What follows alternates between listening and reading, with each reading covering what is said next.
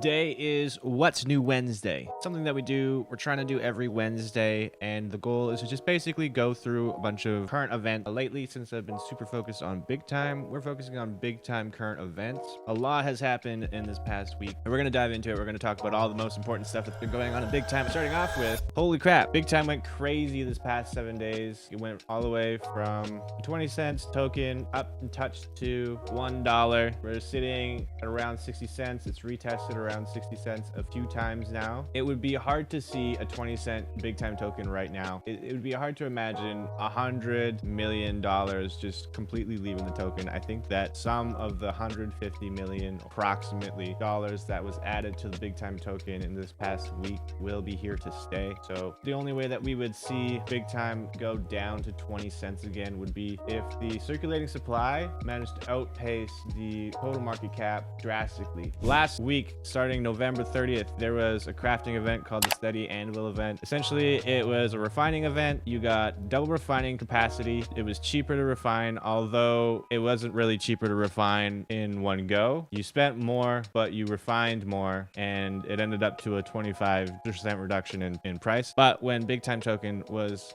so expensive, it made it pretty hard to justify even with that cheaper cost. It also gave you double leaderboard points. Personally, a lot of other crafters were finding it hard to participate in this event when the token price was like 60 cents, a dollar, especially because when you look on the open loop market, it's always been cheaper to buy the premium currencies outright. I don't know why the augmented is always cheaper. So essentially 45 big time to craft one stack. So it's like $36 to craft one stack. The stacks are just always been cheaper, right? Another reason why this refining event was a little bit difficult for me to jump onto full steam, because it's always more expensive to refine yourself than to just buy premium currencies. So that's kind of a little bit of my feedback about that, and I'm sure there's a lot of people who are able to capitalize on that. They announced the drop of their newest mystery box, the Tinkerer Jackpot mystery box, and the cool thing about this box was, for the first time since the spring mystery box sale last spring, players would have been able to have a 33% chance of getting a time warden. We all know how important time wardens are in this crafting economy, so a lot of people are really excited to buy it. You know, they moved money around, they sold assets in game, came down to the mint time. It didn't matter how prepared you were, the box minted out instantly, and the only people who were really able to buy it were people who were botting. So it left a sour taste in a lot of the community's mouths. There was a huge community uproar that a lot of people felt, like myself included,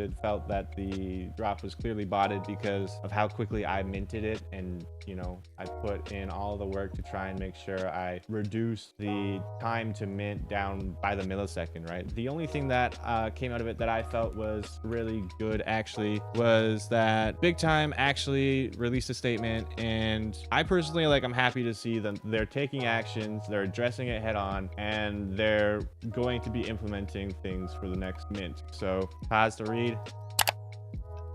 The next thing we got, a space decorating contest that came out today, December the 6th. It goes until December the 10th. Players can submit up to 5 screenshots, share their screenshot in the clips-screenshots channel in Discord, and that'll give you a chance to win several lucky draw mystery boxes. First place getting 6 lucky draw mystery boxes. So if you have a baller space, now is your time to show it off. So I won't be participating, but if you got those thrones, if you got those dinos, if you got those benches, tables, and whatever they're called, where they have plants in them, terrariums and stuff like that, then yeah, now's your time to shine. Final thing that's happening in Big Time is their newest crafting event, their leaderboard event, and that is the Recharge Rush. So this is the first time we've actually seen a leaderboard event that is centered around hourglasses, and go figure, it's conveniently, well, after they've jacked up the price of recharging, they've doubled the price. It was 750 crystals to do a 8-hour charge. Now it's 1,500 time crystals. But yeah, so this event is recharging event. It started today, it ends December 8th. So that is not a lot of time. They call it Recharge Rush. Emphasis on rush, guys. Like, that's not even really enough time to do an 8-hour charge. 8-hour charges take 60 hours, which is more than 2 days. But I think what they're basically trying to make you do is to speed up your charges. Good luck with that. But yes, you get 50% more XP. You get double the leaderboard points for recharges, and you get a 30% reduction in